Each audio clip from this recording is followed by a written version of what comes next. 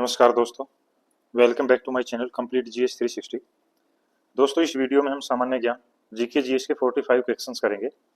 और ये जो जीके जीएस के प्रश्न हैं ये हर लेवल के एग्जाम के लिए काफ़ी इंपॉर्टेंट हैं और अभी हाल में कोई परीक्षा में पूछे गए प्रश्न हैं। तो चलिए वीडियो को शुरू करते हैं। तो आज का हमारा पहला प्रश्न है, किस माध्यम में ध्वनि की चाल अधिकतम होती है? तो इसमें हमारा जो राइट ऑप्शन होगा वो बी है, स्टील में अधिकतम होती है। प्रश्न नंबर 2 है, निम्न में से नेपाल के किस ग्लेशियर को मई 2025 में मृत घोषित किया गया है? तो इसमें हमारा राइट ऑप्शन बी होगा, याला ग्लेशियर। इसको ग्लेशियर की श्रेणी से हटा दिया गया है। प्रश्न नंबर 3 है, किन भारतीय भाषाओं को शास्त्रीय भाषा का दर्जा प्राप्त है?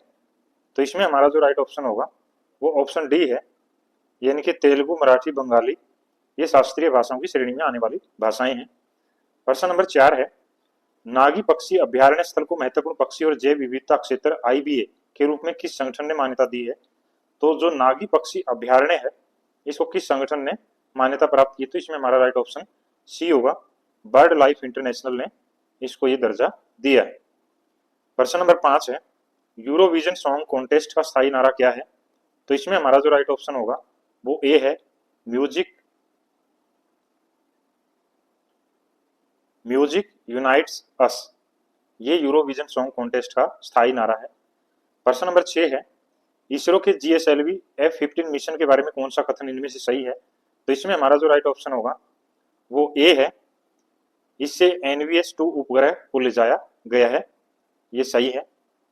प्रश्न नंबर 7 है, G20 के 18वें शिखर सम्मेलन के बारे में क्या सत्य है? तो ये 4 कथन दिए गए, 3। तो कौन सा G20 का जो 18वां शिखर सम्मेलन है उसके बारे में सही है? तो इसमें हमारा राइट ऑप्शन होगा डी, इनमें से कोई भी कथन जो है वो सही नहीं है। प्रश्न नंबर 8 है, लूनर ट्रेल ब्लेजर मिशन का प्रमुख उद्देश्य क्या है? तो इसमें हमारा राइट ऑप्शन ए होगा, चंद्रमा की सतह पर जल का पता लगाना और उसका मानचित्रण करना जो है ये लूनर ट्रेल ब्लेजर मिशन का मुख्य उद्देश्य है। प्रश्न नंबर 9 है, अफ्रीकानर्स से अभिप्राय किन लोगों से है? तो किन को ये कहा जाता है? तो इसमें हमारा जो राइट ऑप्शन होगा वो ऑप्शन सी है, दक्षिण अफ्रीका में सवेत अल्पसंख्यक समूह, यानी कि जो गोरे लोग अल्पसंख्यक हैं उनके लिए ये वर्ड यूज किया जाता है। प्रश्न नंबर 10 है, उस 16वीं सदी की बावड़ी का नाम क्या है जिसे भारतीय पुरातात्विक सर्वेक्षण ने हाल ही में वर्ल्ड मॉन्यूमेंट्स फंड इंडिया के सहयोग से संरक्षित किया है? तो इसमें हमारा जो राइट ऑप्शन होगा वो ऑप्शन ए है, ये अगरसेन की बावड़ी है। प्रश्न नंबर 11 है, निम्न में से कौन नालंदा विश्वविद्यालय के आचार्य इनमें से नहीं थे? तो किन का संबंध जो है नालंदा प्राचीन काल में नालंदा विश्वविद्यालय से नहीं था? तो इसमें हमारा राइट ऑप्शन ए होगा, कौटिल्य का संबंध तक्षशिला विश्वविद्यालय से था, जबकि नागार्जुन, शीलभद्र, शांति रक्षित ये नालंदा विश्वविद्यालय से संबंध थे। प्रश्न नंबर 12 है, आधुनिक भारतीय इतिहास को निम्न घटनाओं पर विचार कीजिए।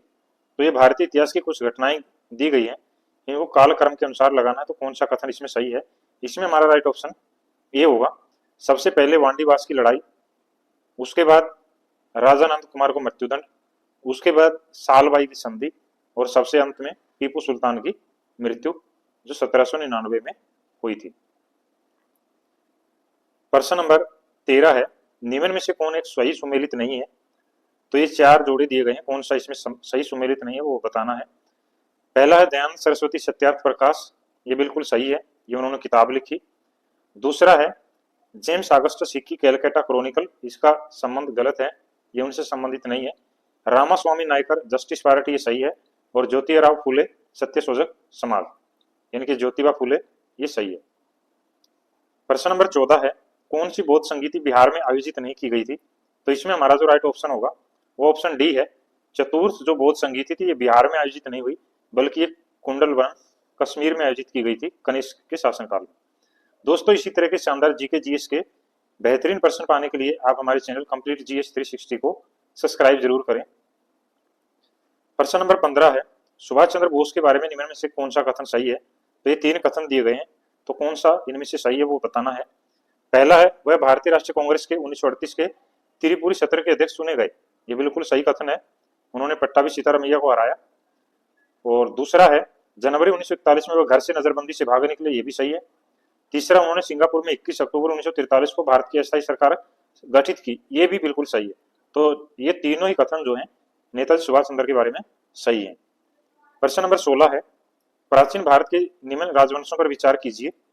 तो ये प्राचीन कालीन जो राजवंश हैं उनका कालक्रम बताना है। तो इसमें हमारा जो राइट ऑप्शन होगा वो बी होगा, यानी कि सबसे पहले मौर्य वंश, उसके बाद सुंग, उसके बाद कणव और उसके बाद कुषाण। ये जो कालक्रम है ये बिल्कुल सही है। प्रश्न नंबर 17 है, निम्न में से कौन सी एक तुलसीदास द्वारा नहीं लिखी गई। तो तुलसीदास की रचना इनमें से कौन सी नहीं है। विनय पत्रिका तुलसीदास की है, गीतावली है, कवितावली है, साहित्य लहरी ये नहीं है। तो हमारा राइट ऑप्शन सी होगा। प्रश्न नंबर 18 है, निम्न शासकों में सबसे अधिक समय तक शासन किसने किया था। तो ये दिल्ली सल्तनत के शासक हैं। इनमें सबसे लंबा जो कार्यकाल है वो ऑप्शन सी बहलोल लोधी, जो लोधी वंश के शासक थे, उनका सबसे लंबे समय तक शासन चला था। प्रश्न नंबर 19 है, निम्न में से कौन एक ऋग्वेदिक युग से संबंधित नहीं है। तो इसमें हमारा जो राइट ऑप्शन होगा वो ऑप्शन डी है, गार्गी, घोषा और अपाला। ये ऋग्वेदिक काल की विद्वान महिलाएं थी, जबकि विश्वारा का संबंध इनसे नहीं था। प्रश्न नंबर 20 है, किसने बांटो और छोड़ो को के नारे को बुलंद किया। तो इसमें हमारा राइट ऑप्शन ए होगा, मोहम्मद अली जिन्ना ने यह नारा दिया था पाकिस्तान की मांग के लिए। प्रश्न नंबर 21 है, किस अधिनियम ने भारत के विभाजन के लिए दो नए स्वतंत्र भारत और पाकिस्तान के राज्यों को मूर्त रूप दिया, यानी कि किस अधिनियम के तहत भारत का विभाजन किया गया। तो इसमें हमारा राइट ऑप्शन सी होगा, भारतीय स्वतंत्रता अधिनियम 1947। प्रश्न नंबर 22 है, माइकोराइजा संबंध में पौधे का लाभ है। तो इसमें हमारा राइट ऑप्शन होगा डी, खनिजों का बढ़ा हुआ अवशोषण और रोगों से सुरक्षा। प्रश्न नंबर 23 है, किस कमीशन ने सभी राजनीतिक समूह और दलों के किसी भी भारतीय सदस्य को शामिल नहीं करने के कारण बेचैनी को बल मिला। तो इसमें हमारा राइट ऑप्शन होगा ऑप्शन सी, साइमन कमीशन, जो 1927 में गठित किया गया, 1928 में भारत पहुंचा। तो इसमें कोई भी भारतीय शामिल नहीं था, जिसके कारण इसका विरोध किया गया। प्रश्न नंबर 24 है, किसने आजाद हिंद फौज का नेतृत्व संभाला और चलो दिल्ली की प्रसिद्ध लड़ाई का नारा दिया, यानी कि दिल्ली चलो का नारा दिया। तो इसमें हमारा राइट ऑप्शन डी होगा, नेताजी सुभाष चंद्र बोस। प्रश्न नंबर 25 है, हम या तो भारत को स्वतंत्र करेंगे या अभियान में मर जाएंगे, ये कथन किसका है। तो इसमें हमारा राइट ऑप्शन होगा ऑप्शन ए, महात्मा गांधी, यानी कि 1942 भारत छोड़ो आंदोलन में महात्मा गांधी ने करो या मरो का नारा दिया था। ये लाइन उसी से संबंधित है। प्रश्न नंबर 26 है, पौधों में जाइलम किस कार्य के लिए जिम्मेदार होता है। तो इसमें हमारा राइट ऑप्शन बी होगा, पानी और घुले हुए खनिजों का परिवहन करने का जो काम है वो जाइलम के द्वारा किया जाता है। प्रश्न नंबर 27 है, पौधों के वर्गीकरण में सैवनी ऊतकों की विशेषताओं का उपयोग करने वाले पहले व्यक्ति कौन थे। तो इसमें हमारा राइट ऑप्शन होगा सी, एपीडी कोंडेले। प्रश्न नंबर 28 है, आम में हम जो भाग खाते हैं वह है, यानी कि जो भाग हम खाते हैं उसको क्या कहा जाता है। तो इसमें हमारा राइट ऑप्शन बी होगा, मध्य फल भीति, जो खाने के काम आया जाता है। प्रश्न नंबर 29 है, ओजोन दिवस कब मनाया जाता है। तो इसमें हमारा राइट ऑप्शन होगा बी, प्रत्येक वर्ष 16 सितंबर को। प्रश्न नंबर 30 है, विलुप्त होने के खतरे में पड़ी प्रजातियां क्या कहलाती हैं, यानी कि जिन प्रजातियों के विलुप्त होने का खतरा है उनको क्या कहा जाता है। तो इसमें हमारा राइट ऑप्शन होगा सी, इनको लुप्त प्राय प्रजातियां कहा जाता है। प्रश्न नंबर 31 है, निम्न में से कौन सी खरीफ फसल है। तो इसमें हमारा जो राइट ऑप्शन होगा वो ऑप्शन बी है, गन्ना। ये पहले वाला जो है चना और गेहूं ये रबी की फसलें हैं। प्रश्न नंबर 32 है, जैविक झिल्ली किससे बनी होती है। तो इसमें हमारा राइट ऑप्शन होगा ऑप्शन ए, लिपिड और प्रोटीन के विभिन्न संयोजनों से बनी होती है। प्रश्न नंबर 33 है, कॉर्सिनोमा के उपचार के लिए किस धातु यौगिक का उपयोग किया जाता है। तो इसमें हमारा राइट ऑप्शन होगा बी, प्लेटिनम। प्रश्न नंबर 34 है, गर्भ निरोधक गोलियों में किस यौगिक का उपयोग किया जाता है। तो इसमें हमारा राइट ऑप्शन होगा ऑप्शन ए, लोवोनोगेस्ट्रेल इसमें होता है। दोस्तों ये प्रश्न जो है हर लेवल ग्रुप डी से लेकर ग्रुप सी बाकी सभी परीक्षाओं के लिए काफी इंपॉर्टेंट है, इसलिए वीडियो को लास्ट तक देखें और चैनल को सब्सक्राइब करें। इस चैनल पर आपको समय समय पर बहुत ही बेहतरीन लेटेस्ट जीके जीएस के क्वेश्चंस मिलते रहेंगे। प्रश्न नंबर 35 है, तेल को गैल्वेनाइज्ड आयरन पॉट में क्यों नहीं रखा जाता है। तो इसका कारण क्या है। इसमें हमारा राइट ऑप्शन डी होगा, उपरोक्त सभी। तो ये सभी कारणों से जो है इसमें नहीं रखा जाता। प्रश्न नंबर 36 है, ऑक्टेन रेटिंग बढ़ाने के लिए किस यौगिक का उपयोग किया जाता है। तो इसमें हमारा जो राइट ऑप्शन होगा वो ऑप्शन सी है, टेट्रा एथिलेट। प्रश्न नंबर 37 है, प्रजनन हार्मोन किसके द्वारा स्रावित होते हैं। तो इसमें हमारा जो राइट ऑप्शन होगा वो ऑप्शन डी है, अंतःस्रावी ग्रंथियां। प्रश्न नंबर 38 है, निम्न में से कौन सा शब्द हर्पिस सिंप्लेक्स वायरस और मानव के बीच की बातचीत को दर्शाता है? तो इसमें हमारा जो राइट ऑप्शन होगा वो बी है, परजीविता। प्रश्न नंबर 39 है, संक्रमण के जवाब में बनने वाली पहली इम्यूनोग्लोबिन की श्रेणी कौन सी है? तो इसमें हमारा राइट ऑप्शन सी होगा। प्रश्न नंबर 40 है, लघु पाथन के समय परिपथ में विद्युत धारा का मान? तो इसमें हमारा राइट ऑप्शन सी होगा, बहुत अधिक बढ़ जाता है। प्रश्न नंबर 41 है, उपकरणों को विद्युत आघात से बचाने वाली युक्ति कौन सी है? तो इसमें हमारा राइट ऑप्शन बी होगा, फ्यूज। प्रश्न नंबर 42 है, 0.1 N HCl समाधान का पीएच मान क्या होता है? तो इसमें हमारा जो राइट ऑप्शन होगा वो बी है, लगभग 1।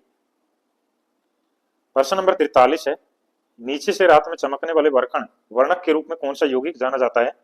तो इसमें हमारा राइट ऑप्शन होगा बी, यूरोपियम डोप्ड एस्ट्रोटियम एल्यूमिनेट। प्रश्न नंबर 44 है, स्मार्ट फिल्म के लिए किस सामग्री का उपयोग किया जाता है? तो इसमें हमारा जो राइट ऑप्शन होगा वो बी है, इंडियम टीन ऑक्साइड। इसका प्रयोग स्मार्ट फिल्म में किया जाता है। प्रश्न नंबर 45 है और आज का हमारा अंतिम प्रश्न है दोस्तों, आपसे फिर से एक अपील है, वीडियो को लाइक जरूर करें और चैनल को सब्सक्राइब करें। तो इसमें किस माध्यम में ध्वनि की चाल न्यूनतम होगी? तो ये 4 माध्यम है, तो कौन से माध्यम में सबसे कम ध्वनि हमें सुनाई देगी? तो इसमें हमारा जो राइट ऑप्शन है वो होगा सी, वायु। तो ये थे प्रश्न। धन्यवाद।